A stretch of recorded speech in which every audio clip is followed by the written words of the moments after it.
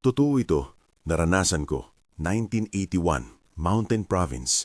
At hanggang ngayon, may mga gabing hindi ko makakalimutan ang tunog ng buwan sa aming bugong, ang anghinayang ng mga pako sa kahoy at ang biglaang katahimikan na sumusunod sa pagbisita ng isang bagay na hindi namin maipangalan ng maayos. Ako si Gibo. Noon, 15 taong gulang pa lamang ako, kasama ang lolo ko na si Lolo Andoy, albularyo ng aming barangay, tagapangalaga ng mga lumang paniniwala at manloob na mandirigma kapag nagiging marahas ang gabi. Mula sa kanya ko natutunan ang laki-laki ng mundo na hindi natin nakikita, mga kulot na bakas sa lupa, mga amoy na hindi galing sa kalikasan at higit sa lahat, ang kahalagahan ng tungkod. Lumaki kami sa gilid ng bundok, malayo sa kalsada at mula sa mga modernong kagamitang panglungsod. Ang bahay namin ay malaki para sa aming pamilya pero maliit kumpara sa katahimikan ng gabi.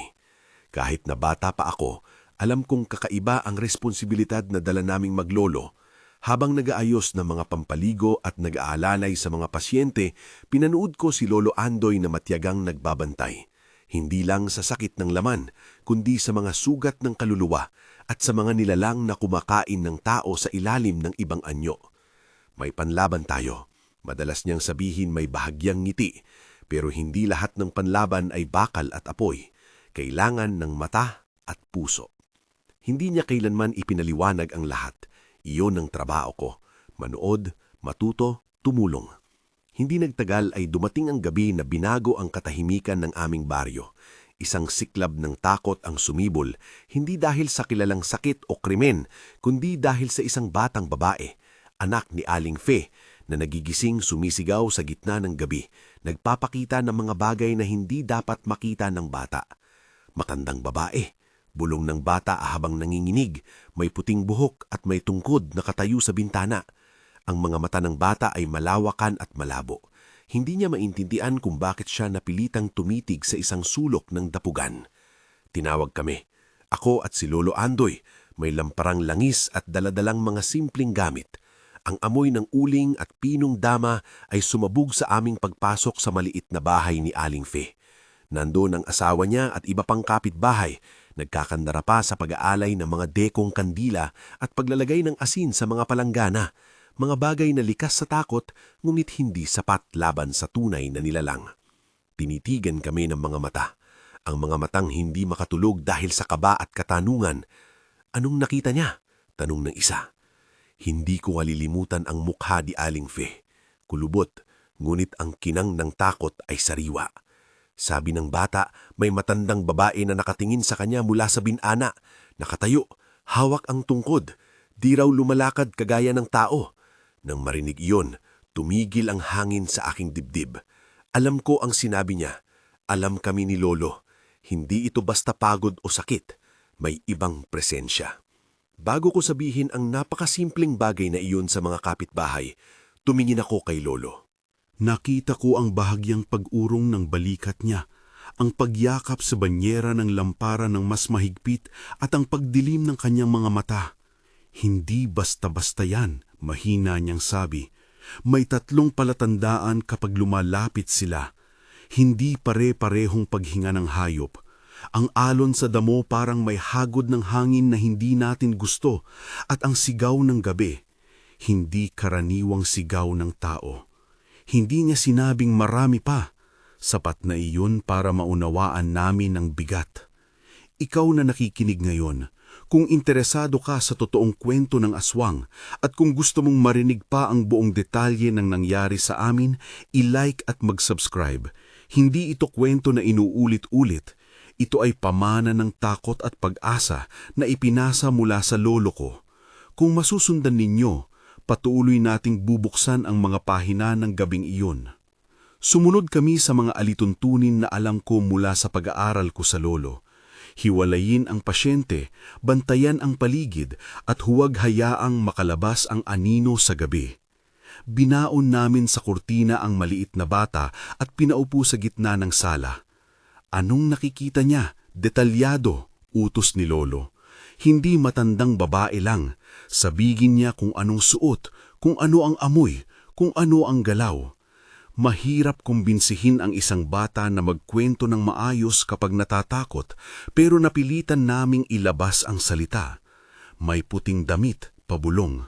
Mahaba ang buhok, may pulbos sa mukha. Ang pulbos na binanggit ng bata ay tanda sa alaala ni Lolo na may pagtransformasyon. Hindi simpleng manananggal o kulugo, ito ay maaaring isa sa mga higit na mapanganib na uri. Gabunan, mahigpit na sabi ni Lolo. Hindi ko alam noon kung bakit ganoon ang bigat ng salitang iyon sa bibig niya, ngunit naramdaman ko ang paglamig sa hangin. Dumako kami sa bakuran pagkatapos. Ang buwan ay mababa at malabo, pinapahid ng ulap. Narinig namin ang mga alitaptap parang malayong mga mata na sumusulyap. Magbabantay kayo sa mga bintana, utos ni Lolo sa mga kapitbahay. Huwag papapasukin ng sinuman. Kung may hindi kilala na lumalapit, huwag pagbubuksan ng pinto. Hindi kami nagpilitan. Sumunod na lang ng lahat dahil sa takot. Ngunit sa likod ng takot ay may bagong tanong. Bakit ang isang matanda may tungkod ang unang nakita ng bata? Bakit hindi kasama ang mga karaniwang tanda, ang paglipad o ang pagbabago ng anyo, noon pa man? Ilang gabi ang nagdaan at habang kami nagbabantay, nagturo si Lolo sa akin ng mga bagay na hindi tinuro sa paaralan. Hindi niya ako pinaupo lamang para mag-obserba. Binigyan niya ako ng maliit na responsibilidad. Hawak mo ang ilaw, sabi niya. Huwag mong itatanghal ang takot. Kung takot ka, mararamdaman nila. Nang gabing iyon, naramdaman ko ang kakaibang bigat sa aking puso. May mga oras na parang may tumitigil na pagdaloy ng dugo sa aking mga daliri kapag pinagmamasdan ko ang korona ng buwan. Isang gabi, naalala kong malinaw, huminto ang isang aso na nagbabantay sa tapat ng aming bahay at tahimik na humiga. Bawal sa amin kanina pa ang malaman kung ano ang kahulugan nito. Kapag tahimik ang mga hayop, malalang bagay ang papasukin. Lumakad kami papasok ng gubat nang hindi napapansin. Kasama ko si Lolo at 2 pang lalaki sa baryo na tinawag namin para magbantay. Ang mga dahon ay nagduduwal sa ilalim ng aming mga paa. Manahimik, hikbi ni Lolo. Kung may makakita sa atin, hindi natin dapat sanang pansinin agad.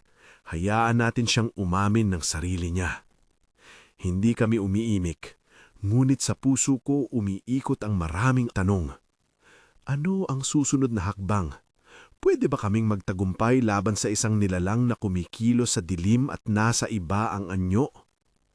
Doon, sa gilid ng gubat, may unang beses na nasilayan ko ang aninong gumagalaw ng parang hindi kanais-nais na hangin.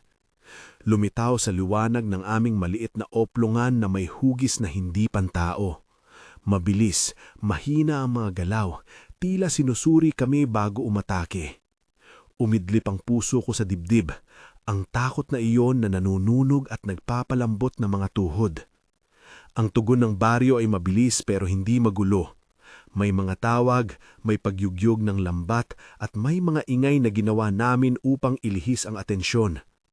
May 3 nilalang na lumabas at sinubukang magdikit sa isang bahay, subalit naantala dahil sa isang lumalapit na tunog.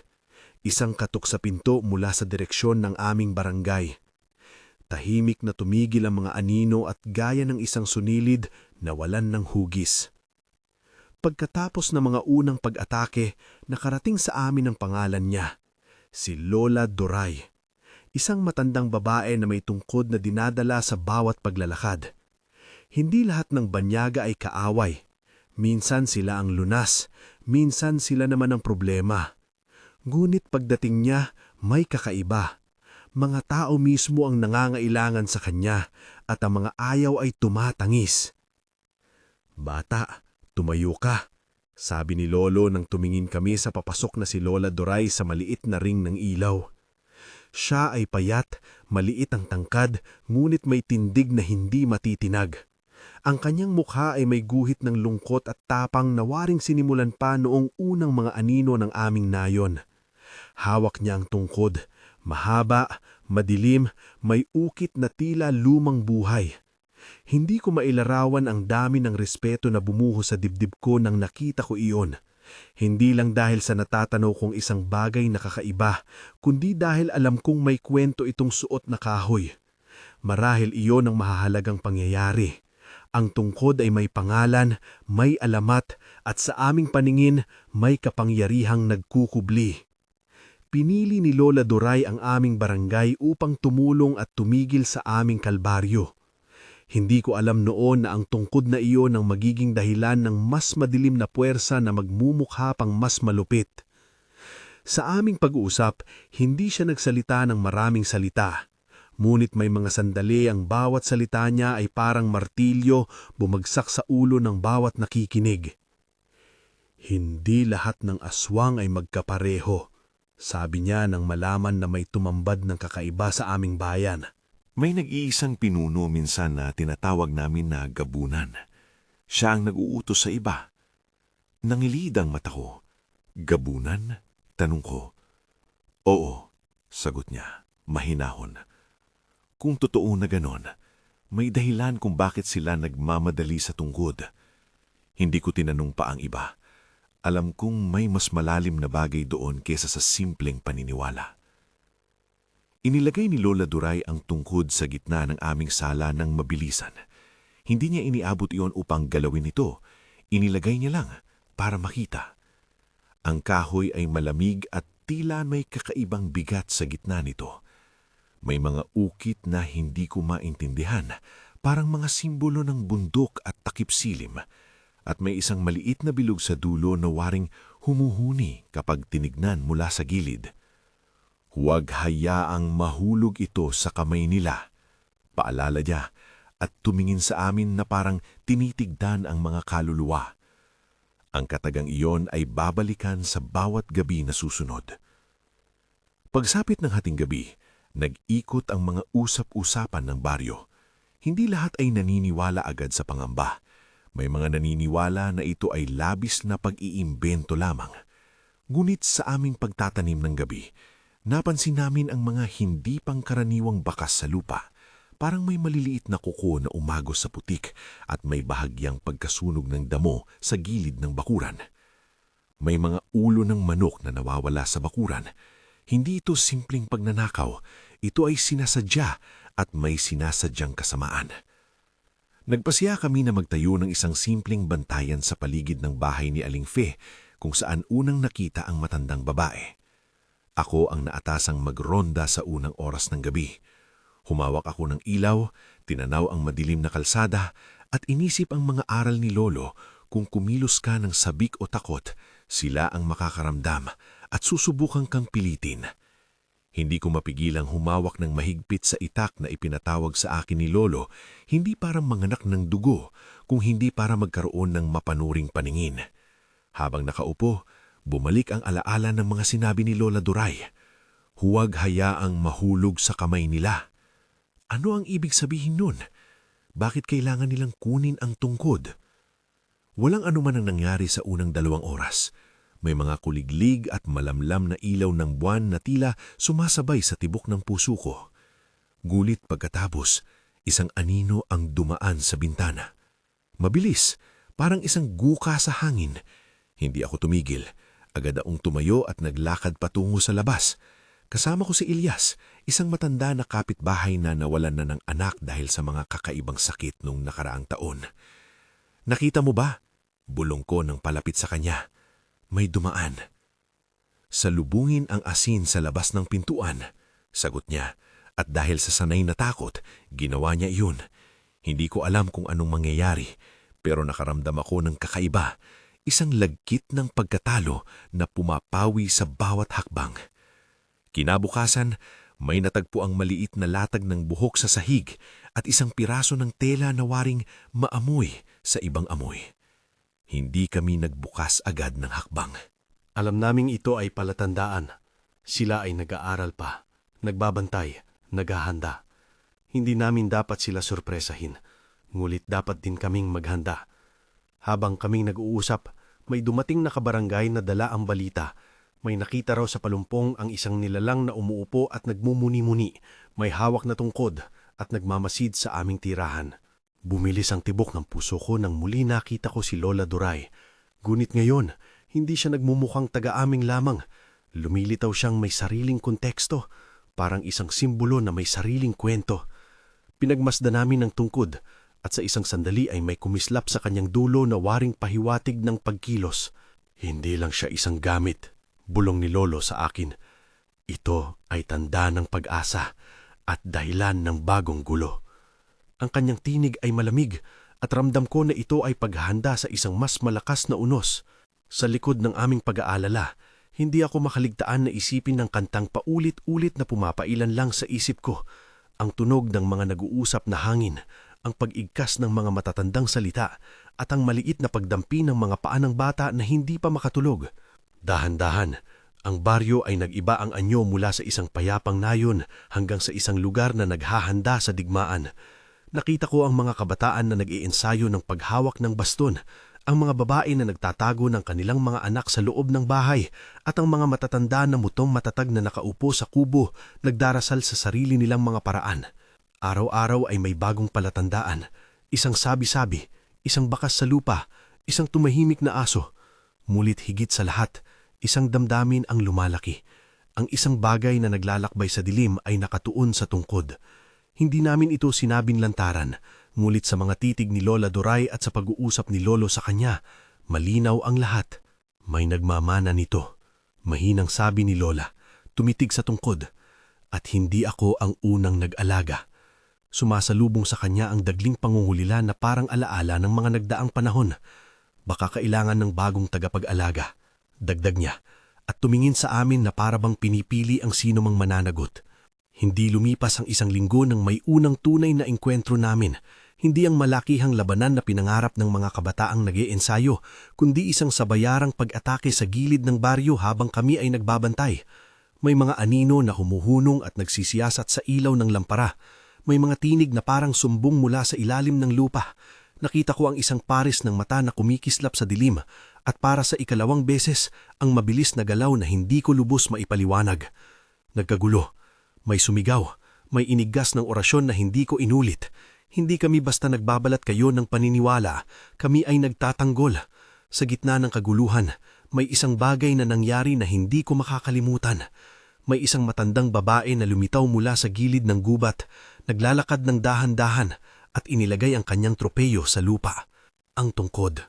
Gaya ng isang magnet, parang kinabog ang lahat.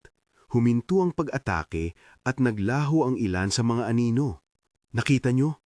Bulong ni Elias sa akin matapos ang unos. Sino siya? Hindi ko masagot.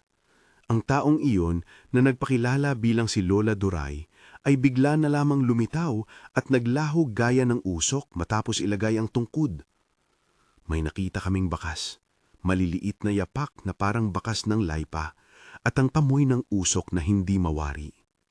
Ang tanging huling imahe ko noon ay ang mukha ni Lola, malahuwag, puno ng tapang, at ang tungkod na nakatayo sa gitna ng aming bakuran, parang isang bantay na hindi natutulog.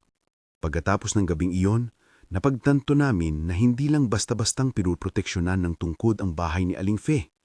Ito ang pinanggagalingan ng pangamba ng aswang. Kung ang mga aswang ay may hangarin, maaaring ang tungkod ang kanilang target. Hindi ko alam kung bakit at hindi rin namin iyon na ipaliwanag ng maayos, ngunit ang pagnanais ng mga dilim na kunin ng tungkod ay naging malinaw. Mula sa mga kwento ni Lolo at sa mga pagkakataong iyon, unti-unti kong nauunawaan. Ang tungkod ay higit pa sa kahoy. Ito ay tanda ng laban at sa butil ng aming baryo, maaaring maging sanhi ng gulo sa mas malalim na paraan. Sa mga araw na sumunod, nag-ikot ang aming buhay sa pag-iingat. May mga simpleng ritual na ginawa ni Lola at ni Lolo, mga pag-uusap at pagtingin sa kahoy ng may misteryo. May sandaling nakikita ko si Lola na binibigkas ang ilang salita na hindi ko nauunawaan, at sa bawat salita ay kumikislap ang mga mata niya. Hindi ko sinubukang nagayahin ang mga salita. Alam kong may hangganan ang bagay na iyon. Ang mga matatanda ay sadyang payak. Sinusunod nila ang kanilang paniniwala, ngulit hindi nila binubunyag ang lahat ng lihim. Ngunit sa pagdaan ng mga araw, ay nadagdagan ang mga palatandaan na may mga taong nagtatangkang manakaw sa aming bayan.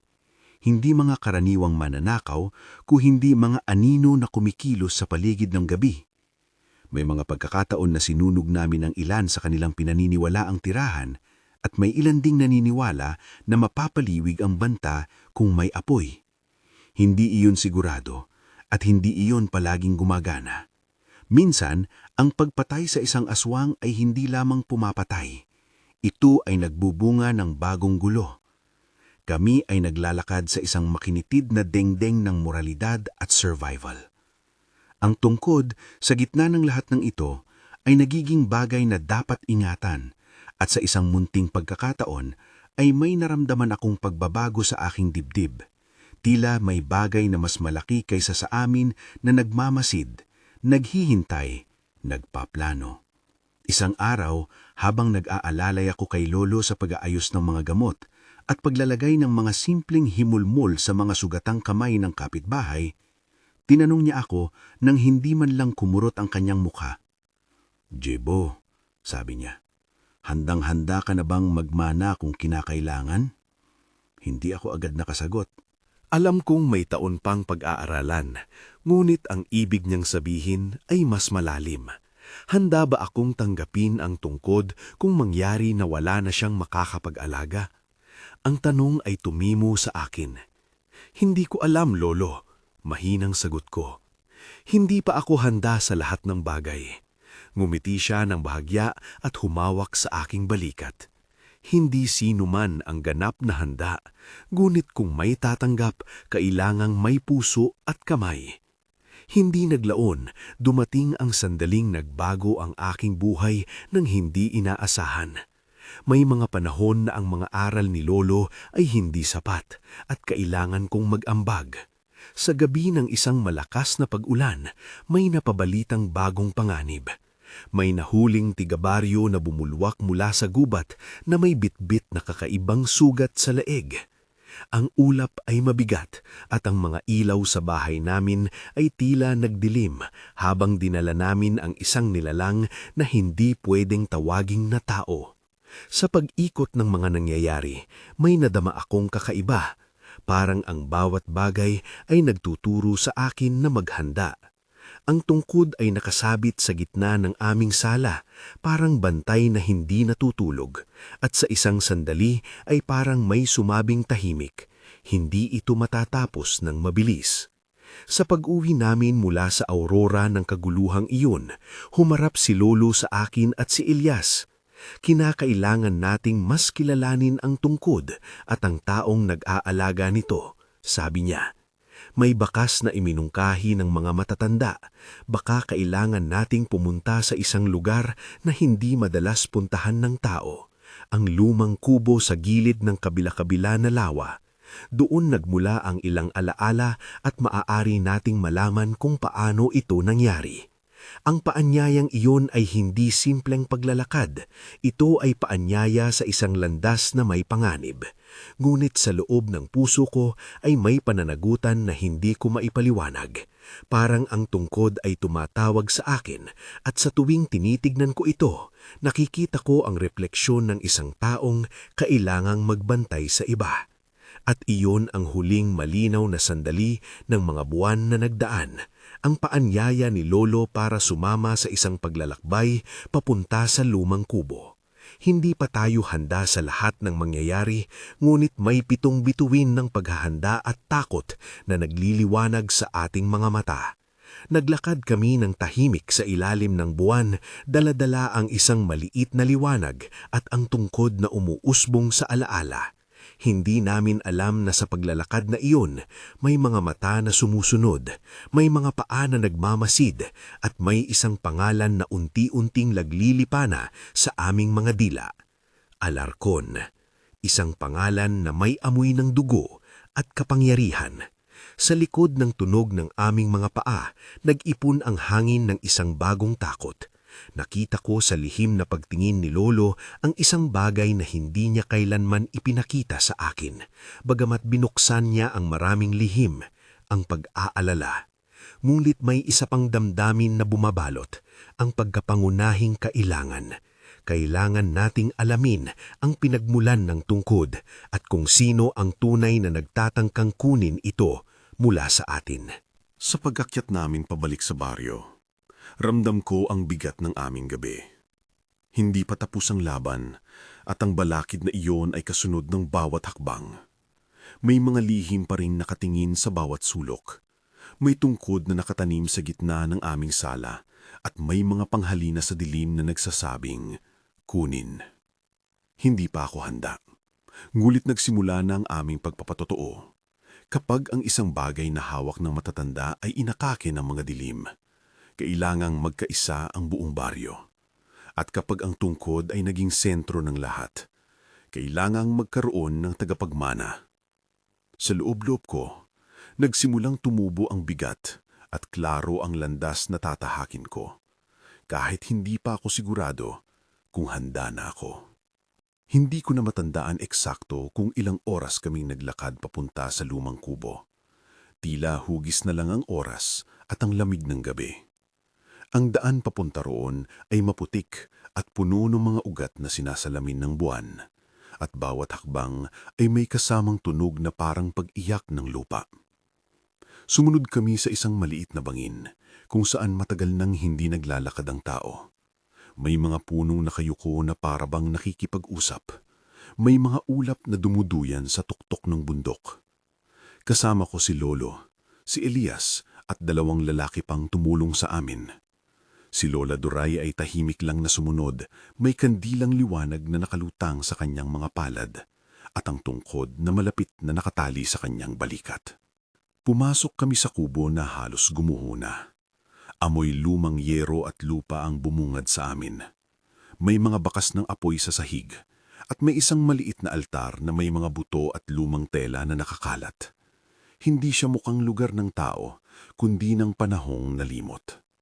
Lumapit si Lola sa isang sulok, pinunasan ng alikabok sa isang lumang kahoy na upuan at dito niya inilagay ang tungkod para masusing tingnan namin. Nang una kong makitang malapad na ukit sa hawakan, bumaliktad ang sikmura ko sa halong takot at pagkagulat. Ang mga ukit ay parang marka ng mga panahon, hugis ng buwan, mga agwat ng bituin. Tila may inuulit-ulit na simbolo na hindi ko agad maintindihan. May mga oras na nagmumula ito sa mga puno. May mga oras na galing sa dagat. Ngunit hindi nila ito sinasabing isang bagay na walang kaluluwa. Ito ay may sariling kasaysayan at nag-iingat ng mga alaala. Hindi ko itinatanong ang mga detalye. Alam ko na may mga bagay na hindi dapat buksan ng hindi handa. May mga lumang litrato ring nakapako sa dingding ng kubo. Mga mukha ng taong may titig na parang may alam na hindi sasabihin. Nakita ko ang mukha ng isang lalaki na may hawak na baston. Mukha na parang pinaghalong tapang at kalungkutan. Sila rin ay nag-alaga, bulong ni Lolo habang tumitingin sa larawan. Hindi ito bagong tungkod. May mga nagmana na, ngulit hindi lahat ang naging perpekto sa panunungkulan. Inilatag ni Lola ang ilang lumang tela at sa gitna niya ay kinunin ng tungkod. Napansin ko na hindi lang ito kahoy. May bahagyang bukol sa loob na parang tinakpan ng balat. Gumigiling ang hangin ng marahan at pakiramdam ko'y may mga mata sa bawat anino. Huwag kayong magmadali sa pagsasabing ano ang nilalaman nito, sabi niya. Ang mga nakaraang nag-aalagay, hindi iilang araw lang ang nagtagal. May mga panahon na kailangan nilang mag-alay at may mga panahon na ang tungkod ay nagtatakda ng bagong takda. Bago kami umalis sa kubo, nagbigay si Lola ng paalaala. Hindi niya binigkas ang buong orasyon, ngunit may mga linyang paulit-ulit niyang winika na parabang musika ng mga di maipaliwanag. Panatilihin ninyong malinis ang puso ninyo, ang sabi niya sa akin na may isang tingin na tumagos sa kaluluwa. Huwag hayaang magluhod ito sa kasakiman, huwag hayaang mahulog sa kamay nila. Hindi naglaon ay umuwi kami kasama ang bagong kaalaman, ngunit hindi namin alam na may nakabantay na sinaunang mata na sumusubaybay sa bawat kilos namin. Halos 1 linggo ang lumipas nang may mga sumunod na kakaibang pangyayari. Sa gitna ng gabi, sinikatan ng apoy ang gilid ng aming bakuran. Hindi mula sa apoy na gawa ng tao, kundi parang usok na umuusok mula sa lupa. May mga alon ng malamig na hangin na dumaan at may mga anino na di mabilang ang tatakbo sa mga lilim ng gabi. At bawat pagkakataon, tila may iisang intensyon ng mga anino, ang tungkod. Isang gabi, habang nakaalalay kami sa isang matandang babae na may lagnat, nakarinig kami ng malalim at mabibigat na kalampag sa pinto. Nagtaas ang aming mga puso. May mga boses mula sa labas, mababawas na pagdurugtong na parang pagsayaw ng mga dahon na nag-uusap. "Huwag buksan," ngumiti si Lolo nang hindi halata. "Huwag buksan." Gulit hindi lahat nakinig. May isang batang lalaki na naawa sa tumatawag sa labas at pumunta sa bintana. Gulit bago pa man siya umalis, may isang anino na dumaan. Lumipad ba? Naglakad ba? At bumagsak sa malapit na duyan. Nag-iwan ng maliit na latak. Napansin namin na tumigil ang pag-iyak ng hangin at halos sabay-sabay na napahinto ang mga hayop. Sa mundo ng mga tanda, ito ay malubhang babala. Kinabukasan, nakita namin ang bakas. May nawawalang lumang tela mula sa altar sa lumang kubo. May pulaang bakas sa lupa na hindi dugo kundi parang pulbos na may kakaibang amoy. At may isang maliit na aninong imbakan sa gilid ng puno. Ang mga matatanda ay nagtipon, tinulang namin ang mga palad, naglagay ng asin sa mga pintuan at nag-anyaya ng isang pamayap na hindi namin maintindihan. Ngunit sa kabila ng aming pag-iingat, may nangyari na hindi namin inaasahan. Nawawala ang tungkod. Hindi ko malilimutan ang oras na yon. Kami ay nasa sala na nag-uusap ukol sa susunod na ritual nang lumingon si Ilyas at sumigaw, "Nasaan ang tungkod?" Parang may tumigil sa akin ang hangin. Tumakbo kami lahat pabalik sa kubo, ngunit ang tungkod ay wala. Ang upuan kung saan ito nakalapat ay nag-iisa. Ang mga ukit ay nagmukhang nakangiti sa katahimikan. "Huwag magpanik," bulbul ni Lola na may tinig na napakababa. Marahil ginamit niya ito at kinuha niya sa isang lugar na hindi natin agad makikita. Ngunit alam naming hindi iyon totoo. May mga bakas sa lupa at ang mga bakas na iyon ay hindi gawa ng tao. Nag-umpisa ang gabi ng pangangaso. Pinaghati-hatian namin ang mga gawain.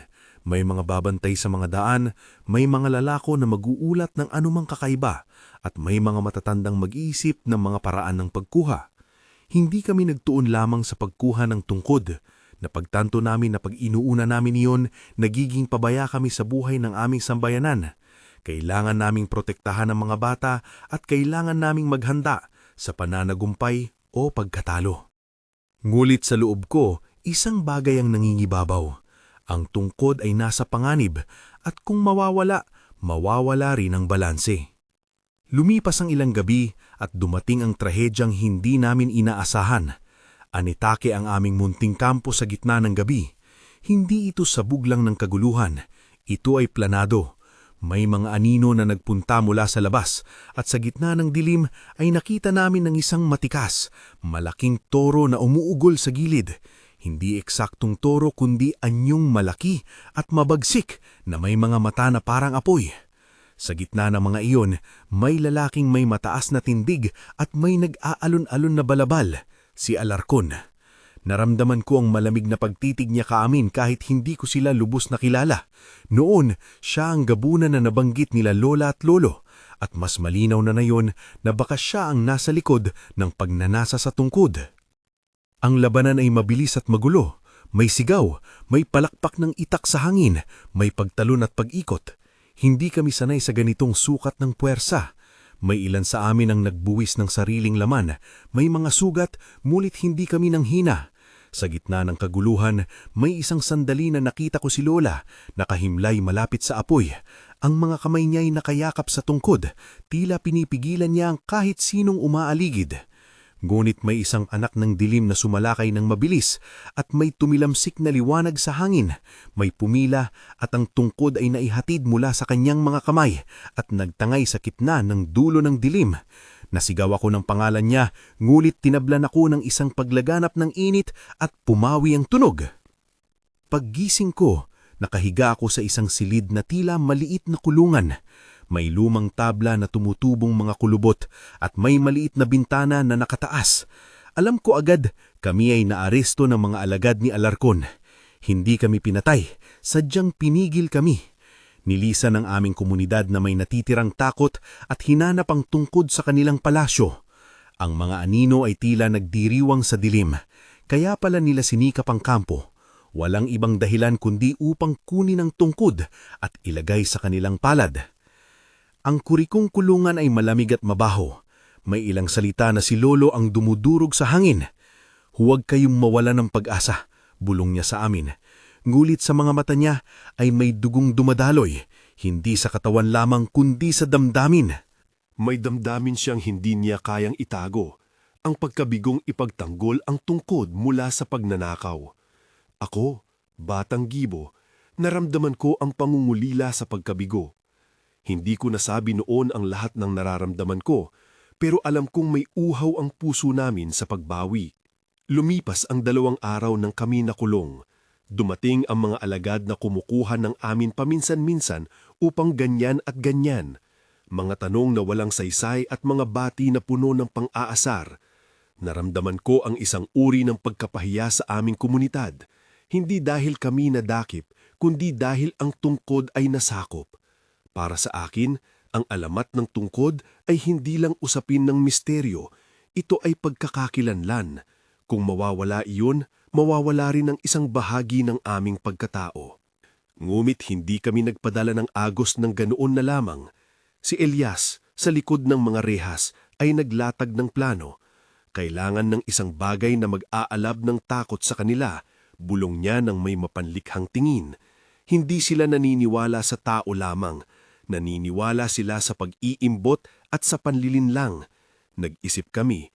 Nakita ko ang isang maliit na pako malapit sa aming kama. Pinaikot ni Elias ang ulo nito at dahan-dahan ay itinindig ang isang maliit na plano.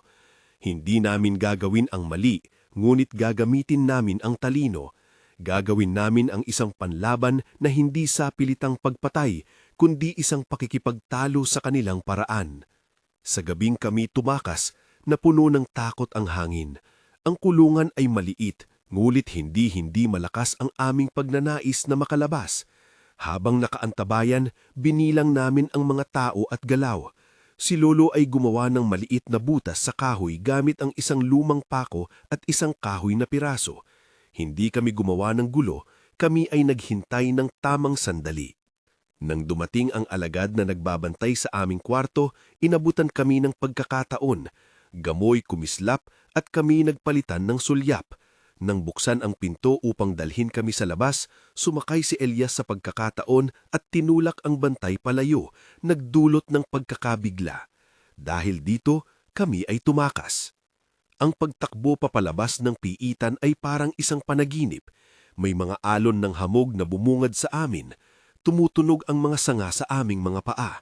Ngunit sa halip na magtapos sa isang simple at tahimik na pag-uwi, dumating ang isang pagong pagsubok. Napunta kami sa gitna ng kampo ng mga alagad ni Alarcon at napakinggan namin ang isang ungol na hindi namin inaasahan.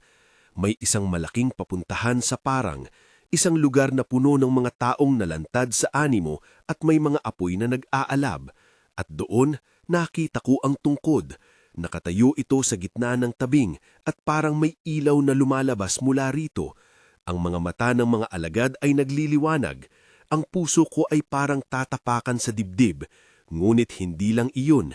May mga nakatali at hindi alam saan napunta ang ilan sa aming kababayan. Lumuhod si Lolo at linuhod niya rin ako. Makinig, sabi niya nang may tira. Kailangan nating ihiwalay ang oras at ilabas ang talino namin. Naglatag siya ng plano. Papasok kami sa isang maliit na hukay na matatagpuan sa likod ng mga tolda nang hindi napapansin. Elias ang magdudulot ng atensyon gamit ang isang bahaging sunog na pansin. Ako at isa pang lalaki ang papasok sa gitna upang kunin ang tungkod at dalhin palabas. Maliit ang aming pag-asa, ngunit sapat ang pagnanasa. Sa pag-usad ng plano, may sandaling tumigil ang mundo, sapagkat sa harap namin ay lumitaw ang mismong Alarcon. Hindi siya nabibilang sa anino lamang, siya'y may tindig ng hari ng gabi at ang kanyang mata ay puno ng isang katapagan na hindi ko inakala. Pinaghirapan ninyo ang tulog ng mapagmataas na lupain. Malakas niyang tinuran sa amin na parang tiyagang sinasabi ang hatol. May mga alagad siyang nakaunat na parang handang humataw. Ang aming puso ay kumulo. Hindi kami bobo. Alam namin na hindi kami magiging malinis sa laban. Nagkaroon ng sagupaan. May mga nagkabuol sa dilim, may mga pala at itak na kinikislap. Sa isang sandali, tumalikod si Lolo at sinalubong si Alarcon. Nakita ko ang bangis sa mata ng aming gagong albularyo. Hindi lamang siyang manggagamot, siya'y mandirigma rin. Ngulit sa gitna ng kaguluhan, may isang panaginip na lumitaw sa akin. Ang wadya ni Lola na puno ng tubig sa kanyang mga mata. Ang pahayagan sa kanyang bibig na naghihintay ng pananghoy. Nag-iba ang lahat nang dumating siya, hindi bilang isa pang alagad, kundi bilang isang apoy na nagmumula sa loob ng gabi. Dumarating siya, hindi na nagmamadali, at doon kami nakita, ang tungkod ay nasa kanyang kamay. Sa panahong iyon, may nangyari na hindi ko lubusang maipaliwanag. Nang maabot ni Lola ang tungkod, bumaha ang katahimikan. Alam kong nakatuon ang mga alagad sa kanya at sa kanyang kapangyarihan. Binaluktot niya ang tungkod sa lupa at sa isang saglit may mapakalakas na hangin na dumaan. Hindi puwersa ng tao, kundi hugis ng pananalig. May mga salita siyang binigkas, hindi ko kayang ulitin at hindi ako magpapanggap na alam ang ibig sabihin, ngulit hindi ko na kailangang malaman. Ang mga alagad ay nanginig at hindi nakagalaw. Si Alarcon mismo ay nagugulatan. Nandito ako para pawiin ang kalituhan, bulong ni Lola, at tila nagkaroon ng oras na nag-unyos. Gulit hindi pa tapos ang laban. Napilitan si Alarcon na bumagsak sa sarili niyang anyo. Ang kanyang hugis ay nagliwat. Sa isang hip, siya'y naging isang malaki at mabagsik na hayop, malaking toro na kumikidlat ang mga kuko. Sa ilang sandali ay tila ulupan ng lupa at may mga anino na dumarami. Ngulit ang tungkod, sa gitna ng kaguluhan, ay nagbigay ng maliwanag na punto. Tila pinipigilan nito ang galaw ng dilim. Ang ilan sa mga aswang ay tila nagkakulubot sa galit at pagkabigla. Sa pag-ikot ng mundo, napagkamalan ko na ang tungkod ay may kakayahang magpahina ng mga anino. Huwag intindihin kung bakit o paano. Simple lang, sa aming nayon, gumana. May sandali na nakita ko si Lolo na nakaluhod at bumibigkas ng isang tinig na parabang nakikipag-usap sa diwa ng mundo. Nagbalik loob ang mga anino. May isang malakas na pag-inog at sa paghila ng panahon, may isang kislap na nagpakita. Si Alarcon ay tila nasugatan ng husto at isang nagliliyabang kirot ang nagbigay daan sa kanya para maghilom. Ngunit sa huling paghagupit, may naganap na bagay na nagdulot ng labis na pighati. Si Lola Duray ay nasugatang ng malubha. Hindi namin sinadyang ilagay siya sa panganib. Siya ang naglingkod sa tungkod at siya ang nagdala nito sa gitna. Ngunit sa palakasan, may hiwa na dumikit sa kanyang hita. Hindi malalim sa dugo, ngunit sapat para palitan ang takbo ng buhay niya. Napahiga siya sa lupa at ang kanyang mga kamay ay parang yumuyuko sa hangin. May mga salita siyang inalay, isang pahayag na hindi ko mauulit at nagluwal siya ng huling hininga na parang payak na himig. Ang katahimikan na sumunod ay mas mabigat kaysa sa alinmang digmaan. Napiluin kami. Si Lolo na noon ay kayang tumayo at magpursigi ay napaluhod sa tabi ni Lola. Hawak ang kanyang kamay, bulong niya. Pinagkalooban ka namin ng buhay at ngayoy nagbigay ka. Si Lola sa nakangiting mukha ay ngumiti at nagtakip ng mga mata. Bago siya tuluyang naglaho, may isang bagay siyang iniabot kay Lolo, isang maliit na papel na may mga linyang hindi namin alam. Panatilihin mo ang tungkod ng may paggalang, ang sabi niya, huwag hayaang maging kasangkapan ng kasamaan. Tapos na ang lahat pagkatapos ng labanan. Alarcon at ilan sa kanyang alagad ay nawala. May mga nakitang abo at alamat sa lugar kung saan sila nagtatago. May ilan na sinunog namin sa apoy at hindi na muling nakita. Ngunit hindi lahat ay nasusuklian. May nagdusa at may mga luha. Ang mukha ng baryo ay nag-iba. Hindi lamang dahil sa pagkawala ni Lola, kundi dahil nawala rin ang isang bahagi ng katiwasayan. Ngunit ang tungkod ay nasa amin. Pinapangalagaan sa gitna ng aming komunidad at pinuno ng mga matatanda na pinagpasyahang munang ilibing siya sa isang maliit na altar. Nagdaan ng ilang araw at tinipon ng aming baryo ang huling lakad ni Lola. Hindi namin inaral ang kanyang buong kasaysayan, may mga lihim siyang isinama, ngunit ginawang pagkakataon ng lahat upang magpasalamat at mag-alala. May kantang inawit, luha at halakhak, sapagkat si Lola ay nakakatawang tao kahit sa huling sandali. Humarap si Lola sa amin at may malalim na tangis sa kanyang boses. Ang tungkod ay hindi isang bagay lamang, sabi niya, na halakang nagluluksa. Ito ay pasanin at biyaya. Hindi natin malilimutan ang aral ni Lola. Pinangalagaan namin ang tungkod sa gitna ng aming simbahan ng lumang paniniwala at sa loob ng linggo, ang lahat ay nagbalik sa kanya.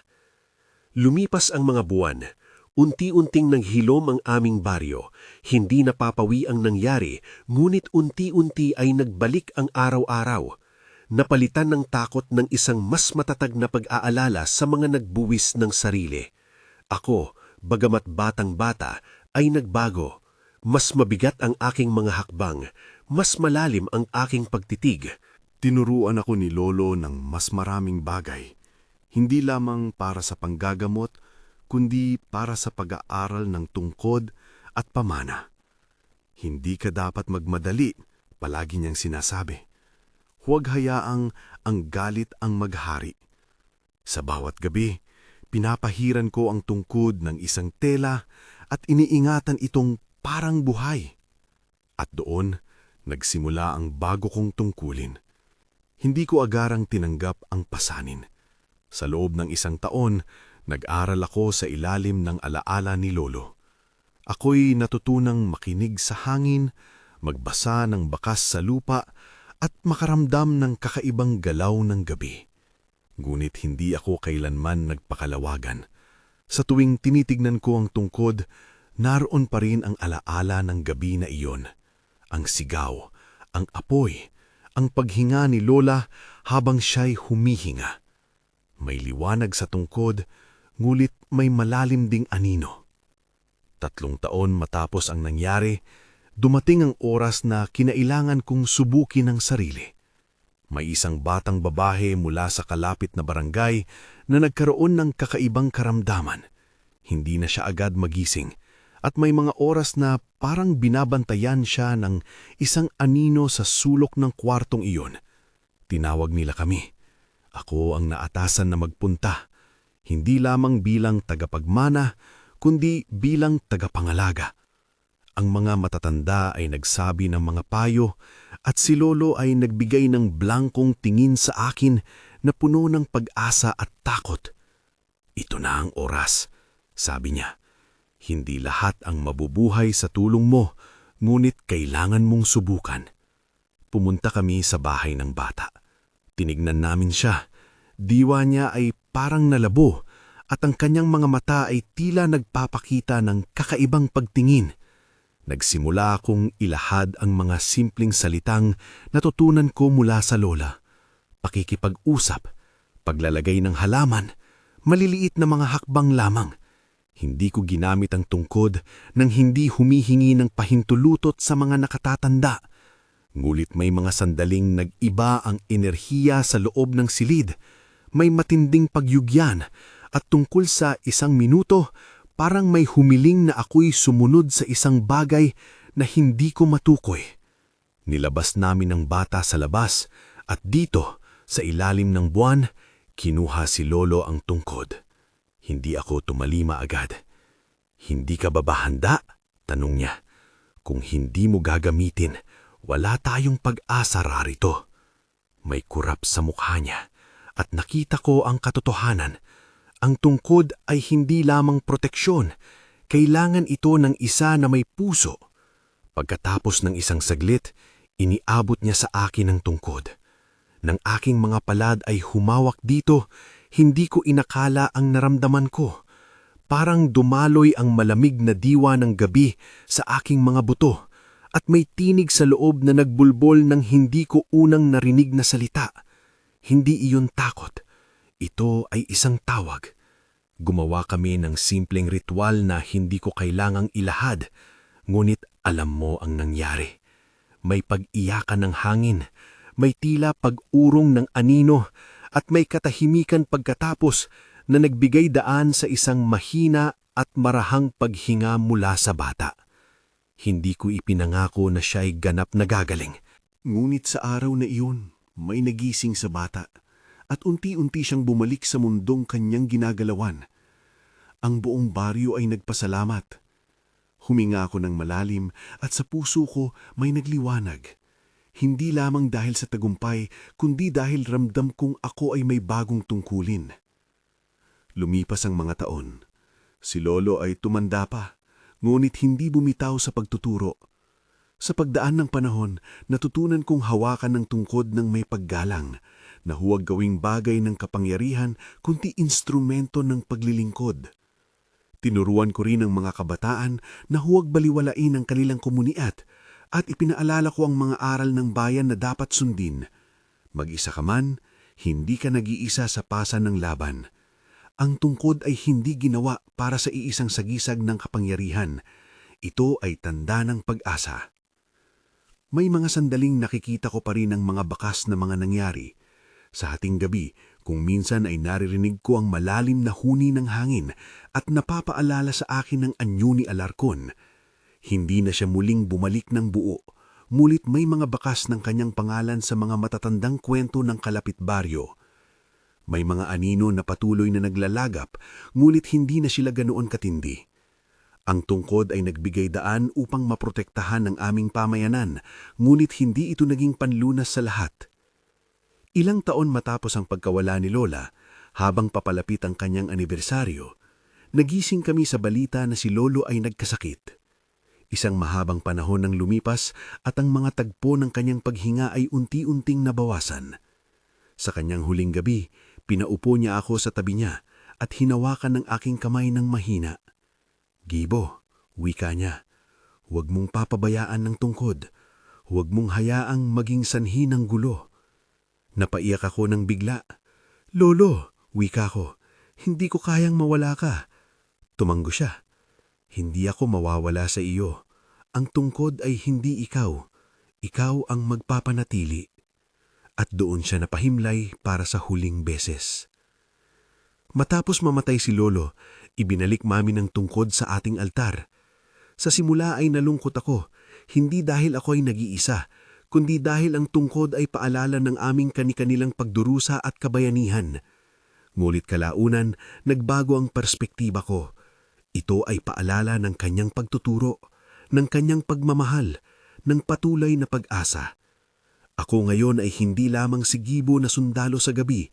Ako ay tagapangangala ng isang bagay na mas malaki sa akin. Ngayon marami na ang lumipas. May mga kabataang nagtataka. May mga lumang kwento na binabanggit habang nagngingiting ang apoy. May mga nag-aalinlangan sa paniniwala. May mga nagtiwala. Bagamat ang mga modernong ideya ay kumakalat na sa aming lugar, may mga bagay na nananatiling hindi nababago. Ang paggalang sa nakaraang henerasyon, ang pangunawa na hindi lahat ay nasusukat sa agham o sa lapi.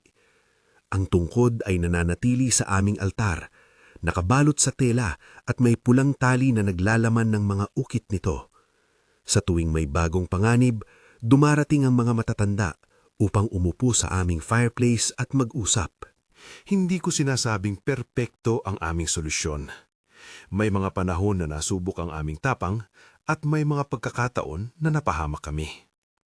Ngunit sa likod ng lahat ng ito, may isang aral na hindi mawawala.